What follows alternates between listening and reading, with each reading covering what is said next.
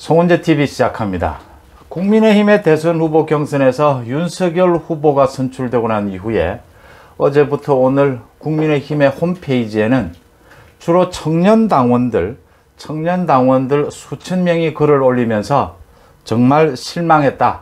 홍준표 후보가 어떻게 떨어질 수 있느냐. 윤석열 후보는 못 찍겠다. 차라리 탈당하겠다. 이재명을 찍겠다. 차라리. 이런 얘기를 하고 있어서 논란이 되고 있습니다. 청년들의 심정, 또 어떤 정치인을 지지하다가 그 정치인이 경선이나 선거에서 지게 되면 실망감 충분히 이해가 됩니다. 하지만 이재명을 찍겠다, 이것만은 아니다 라고 보입니다. 고발 사주에 가입되어 있는 그 조성은도 이제 윤석열 후보가 선출이 되니까 국민의힘에서 탈당하겠다라고 오늘 탈당을 했다라고 합니다. 조성은은 공수처 수사도 받아야 하고 박지원 원장도 만나야 하니까 바쁠 테니까 탈당하는 것을 굳이 말리지는 않겠습니다. 하지만 다른 청년들, 역선택을 위해서 당원으로 가입한 사람도 있을 겁니다. 저는 이제 어제 국민의힘 경선 이후에는 역선택에 대한 이야기는 할 필요가 없다라고 생각합니다. 분명히 역선택은 문제가 있지만 앞으로 경선을 할 때는 당내 경선에서 철저하게 역선택을 막을 룰을 만들어야 한다 하는 부분 이번에 철저히 느꼈고요. 근데 지금부터는 역선택을 얘기할 필요는 전혀 없습니다. 역선택을 더 이상 이야기하지는 않겠지만 역선택을 바라고 국민의힘에 당원으로 가입한 청년들까지도 모두에게 얘기를 하고자 합니다. 오늘 행사가 있었습니다. 오늘 청년의 날 기념식 행사가 올림픽 공원에서 열렸습니다. 윤석열 후보는 당연히 참석을 했는데 이재명 후보는 참석하지 않았습니다. 이 시간에 이재명 후보는 조국 수호 집회에 참석을 하고 있었습니다. 조국 수호 행사에 참석해서 조국과 손잡고 연대하려는 이재명과 조국에 대한 철저한 수사를 하다가 1년 가까이 문재인 정권에 의해서 핍박받다 사실상 검찰총장 자리에서 쫓겨난 윤석열과 누가 청년들의 분노, 청년들의 공정에 공감하고 있는 후보인가 한번 생각해 보시라 하는 말씀을 드리고 싶습니다. 이 말씀을 드리기 전에 오늘 오전에 제가 올린 영상에 많은 분들이 또 댓글을 달아주셨습니다. 댓글에 올라온 내용들, 저를 격려하는 내용들 정말 고맙습니다. 큰 힘이 됩니다.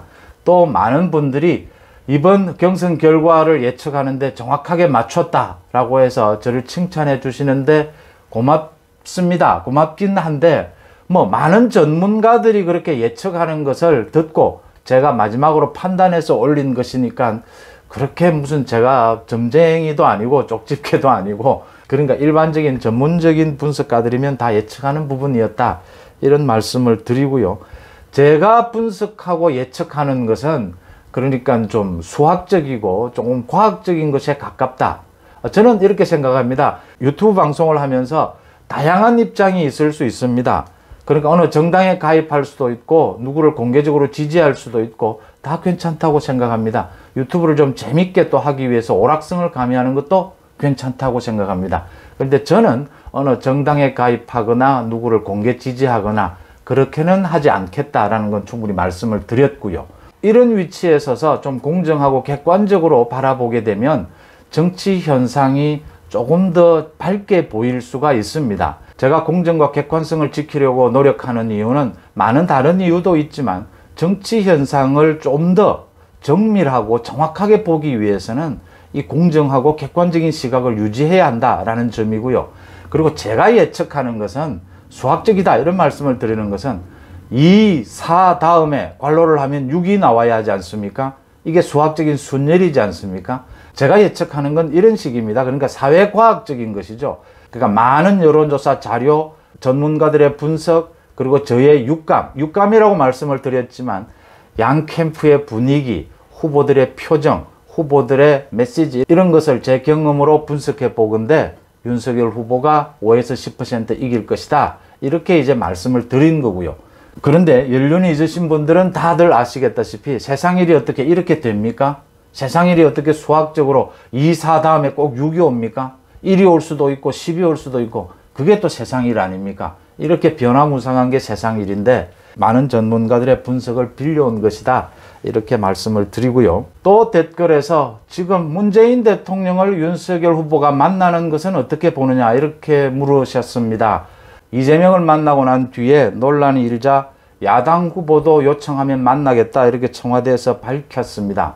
제 생각으로는 윤석열 후보가 문재인을 만날 이유가 없다고 봅니다. 정치라는 게 굉장히 변화무쌍하지만 문재인 대통령과 만날 이유는 없다. 또 만날 필요도 없다라고 봅니다. 지금 급한 것은 오늘 이준석과 오찬 회동을 하면서도 그 이야기가 나왔지만 홍준표 후보부터 만나는 것이 급선무다. 저는 이렇게 봅니다.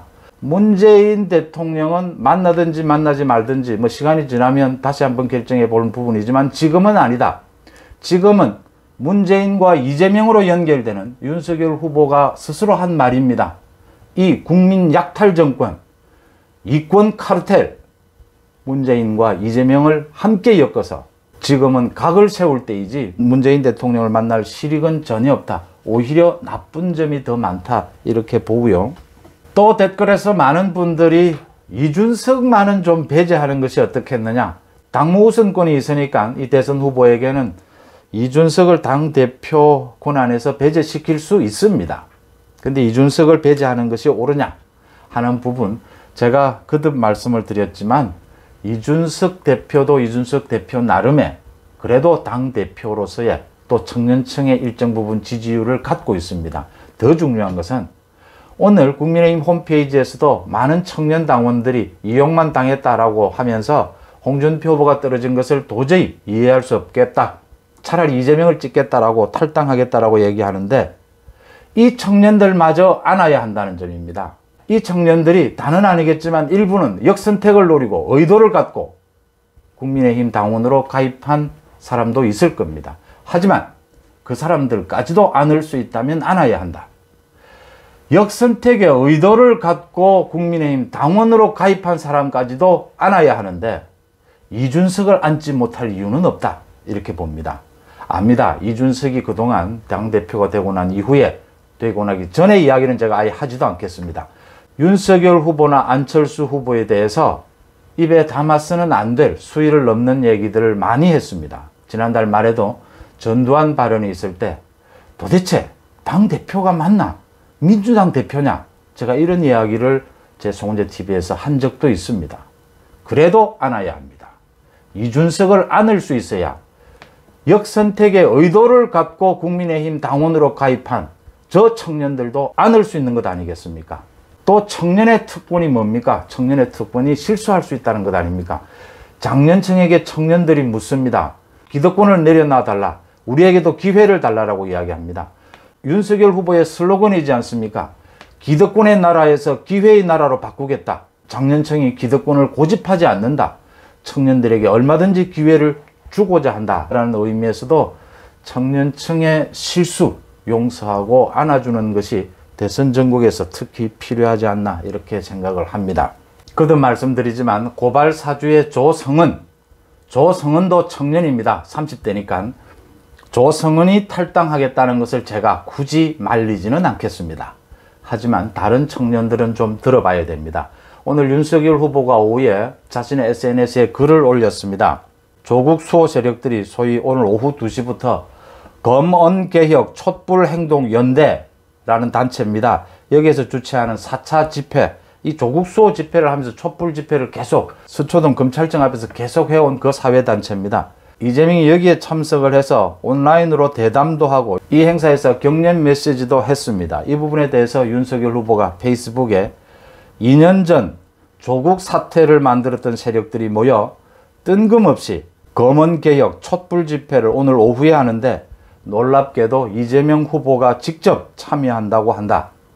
혹시 대장동 게이트 수사에서 이 후보를 봐주지 말고 제대로 하라는 촉구 집회인가 했는데 역시나 조국 수호 집회라고 한다 라고 하면서 검찰 죽이기, 문재인 정권이 검찰 죽이기를 해서 지금 검찰 무슨 개혁할 것이 더 남아있느냐. 지금 대장동 비리에 대해서 저렇게 봐주기 수사만을 하고 있는 검찰 뭘 더 개혁할 것이 있다고 이재명이 거기에 참석해서 조국 지지자들과 손을 잡느냐, 조국 수호에 나서느냐, 조국과 연대하느냐, 조국의 손을 잡느냐라고 따끔하게 질책을 했습니다. 불공정의 상징 아닙니까? 조국 사태가 일어났을 때 가장 분노한 사람들이 청년층 아닙니까? 어떻게 해서 입시를 왜곡할 수 있느냐? 정말 공정해야 될 입시 문제까지 왜곡할 수 있느냐? 가장 분노한 사람들이 청년층이었습니다. 그 조국과 손잡겠다고 이재명은 청년의 날 기념식조차 참석하지 않고 조국 수호 집회에 참석을 했습니다. 반면에 윤석열은 조국 수사를 하다가 검찰총장직에서 쫓겨났습니다. 많은 청년들이 홍준표 후보의 좋은 점에 매료되었을 수 있습니다. 충분히 이해합니다. 윤석열이 마음에 들지 않을 수 있습니다. 하지만 조국은 아닙니다. 국민의힘을 탈당할 수도 있습니다. 하지만 이재명은 아닙니다. 여러분들은 어떻게 보십니까? 고맙습니다.